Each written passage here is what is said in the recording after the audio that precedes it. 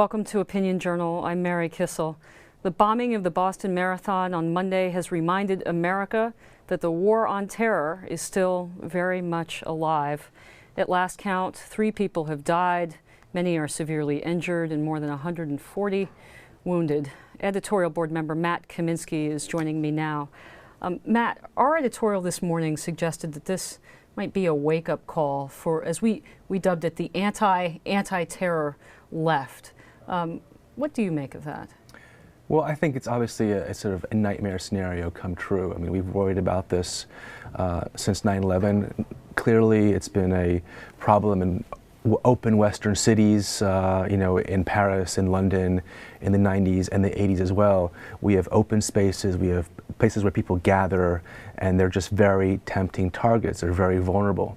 And I think, thanks to some great policing work and some luck, frankly, we've averted some attacks in New York, most recently in 2010 in Times Square, and in other cities. Unfortunately, that didn't happen yesterday. Yeah, that's right around the corner from where we sit here.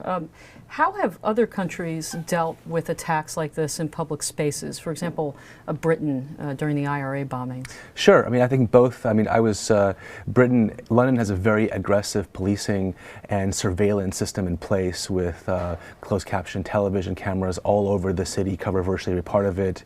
There are booths, police booths, I guess, as you've seen, coming into the city on the major thoroughfares. The choke points. Exactly. I remember being in Paris when there were a couple of, when an Algerian group in the 80s, well, the 90s, set up some bombs in Paris.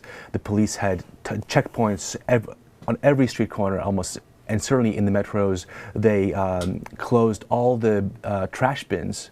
They were sealed shut for weeks in Paris, so trash piled up everywhere because they wanted to avoid someone being able to put a bomb in a trash bin. Now, Americans have shown an incredible propensity to adapt. For example, the security routine we go through at airports nowadays post 9/11. Right. Do you think that we as a culture have the ability to adapt to the kinds of measures that, say, Britain's adapted to in that era? I mean, I think we have some of that already in place. Anyone who comes to Times Square will see a big police tower right in the middle of Times Square, and the police there are obviously sitting there and monitoring the crowds. We do use closed caption television in New York. I think people want to be safe. And there's some trade-offs that come with that, but the ultimate, I think we are still a free society in spite of what happened, at 9/11, in spite of the measures that were taken then.